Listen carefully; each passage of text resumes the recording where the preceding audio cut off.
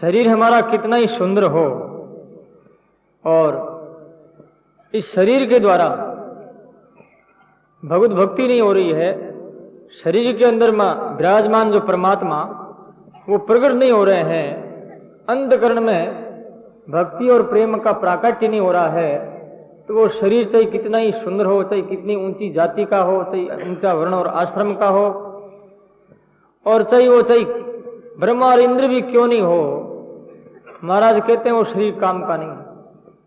इस वास्ते यहां पर बताया है, कंचने भाजने विष भरा,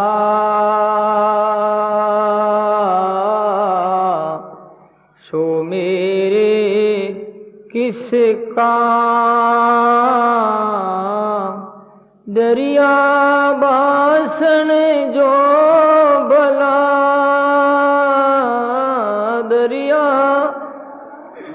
सो भला, जामे अमृत राम, जामे अमृत राम।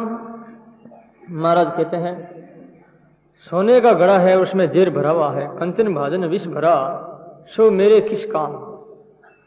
जेर से बड़ा हुआ सोने का घड़ा है और उस घोड़े से हम प्यार करते हैं, भाई घड़ा सोने का है, इसलिए घड़े के साथ में आत्मीयता प्रकट करके घड़े के अंदर रहने वाली जो चीज है उस चीज का हम उपयोग करते हैं, जेर का। तो जेर क्या करेगा, जेर मारेगा और क्या करेगा। इसलिए सोने का घड़े चाहे भले ही हो, यदि उसमें जेर भरा है तो घड़ा कोई काम का नहीं। इस वास्ते विष कुंभ पयो मुखम, धर्मशास्त्रों में आया है, सूरा कुंभ मिवा पगा, यानी जो है जेर से भरा हुआ घड़ा अथवा गंगा के जल से भरा हुआ घड़ा। वो कौन सा घड़ा है, जिस घड़े के अंदर जेर भरा है, वो चाहे सोने का घड़ा हो तो कोई काम का नहीं। जिस घड़े में मदिरा भरा हुआ है और उस गंगा को गंगा में डाल दिया जाता है तो भी वो पवित्र नहीं होता, क्योंकि उसके अंतःकरण में परमात्मा नहीं है। सोने का हुआ तो क्या हुआ।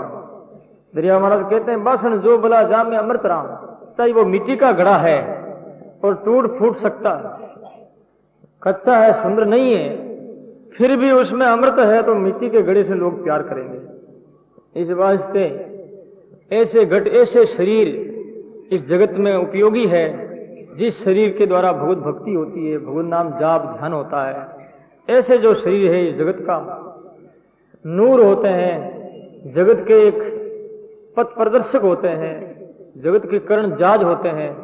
इस वास्ते ऐसे शरीरों की लोग पूजा करते हैं और इन शरीरों के जाने के बाद में उनकी जो भस्मी बानी होती है वहां पर स्मृतियों के रूप में एक स्मारक बना करके लोग सदियों तक पूजा करते रहते हैं, क्योंकि उस शरीर से राम का नाम निकला था।